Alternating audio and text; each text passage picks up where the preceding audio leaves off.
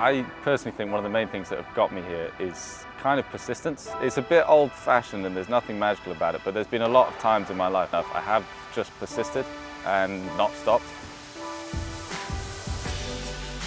Moderately nice northeasterly. If I were to start from the beginning, I learned to sail when I was about 5 in a small fiberglass boat that my dad built. It was a rowing boat with a mast in, essentially. And I crashed that around the harbour where I grew up, which is Solva in West Wales. Beautiful place. And then I guess I learned to sail. And most of my early sailing days were chasing my big brother.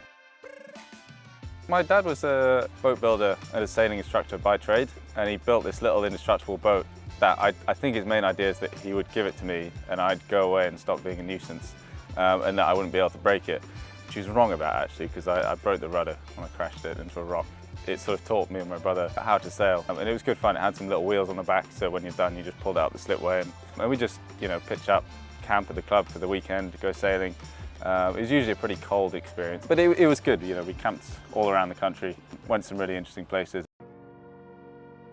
So sailing was very good at teaching me to kind of look after myself. I was sailing from a young age out of a small village, quite often in winter, and there wouldn't really be anyone else. There'd be a few fishermen out, I guess, to keep an eye on me if anything went wrong. But it really did kind of teach me to look after myself. It teaches you a broad range of skills. It's not a narrow sport.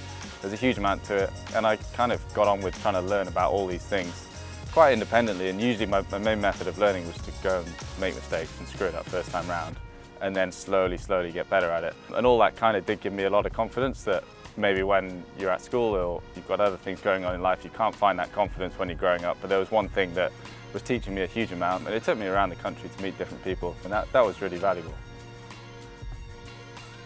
I've been watching the Olympics on TV since I was a kid, both Winter and Summer Olympics, Paralympics. I mean, as long as I can remember. I can remember my mum saying to me that Benedetti's had a shocking day on day one of Athens and that he might not win, and then obviously being Benedetti, he did go and win. But I have that memory, and I would have been 9 at the time. To be then going there, competing, to be part of it is, well, it's beyond a privilege, really.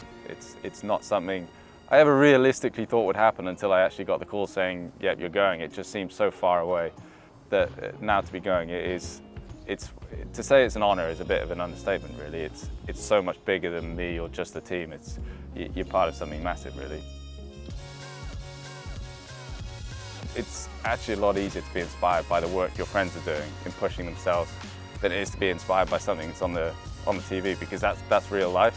And I think for most of my journey, it has been about kind of sharing good times with my friends, but also pushing each other on the water such that we become kind of better and better and better. And we've seen quite good success through that, but that has been the main kind of, I guess the main thing that's left its mark on me is the people I've been working with, people like Elliot Hansen, people like Lorenzo Samwedi, those guys, Nick Thompson especially, looking up to them and thinking, right, they do this, they get up at this time, they work this hard, that's what I need to do. I do genuinely really like sailing, and the boat I sail, the ILCA 7, is 50 years old. It is not the cutting edge of sailing technology by any stretch, particularly when you compare it to the latest edition of Olympic classes, but nevertheless, I am convinced there is a bit of kind of magic in the boat. It's kind of like surfing a big longboard, and you can be so agile and nimble with your weight, and everything just comes down to a matter of inches. You move your body weight a tiny little bit, and that's the difference between surfing a wave and not surfing a wave. I remember thinking in the run-up to each event, kind of, have I still got this? Was that last event a fluke? I don't feel good enough to go and do this, and then I'd kind of rest up. And I would just follow the plan, really. The plan I had to kind of get rested, focus in, you know, make the mindset switch from training to racing, and then off I go in the racing, and it would all be good. And it happened again and again and again through 4 big events. And it just feels so bloody good. So I think mentally it's a lot of sailing. It's about control.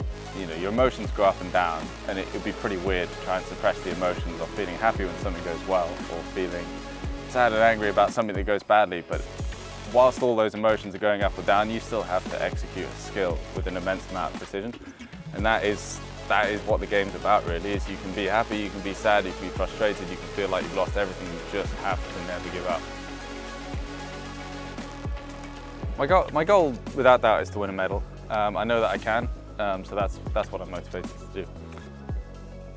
My dream is, I guess, to kind of have a good experience and be able to tell people about it in 30, 40, 50 years time, and be able to tell people really boring stories that they don't want to hear about this time I went to the Olympics. That's my dream.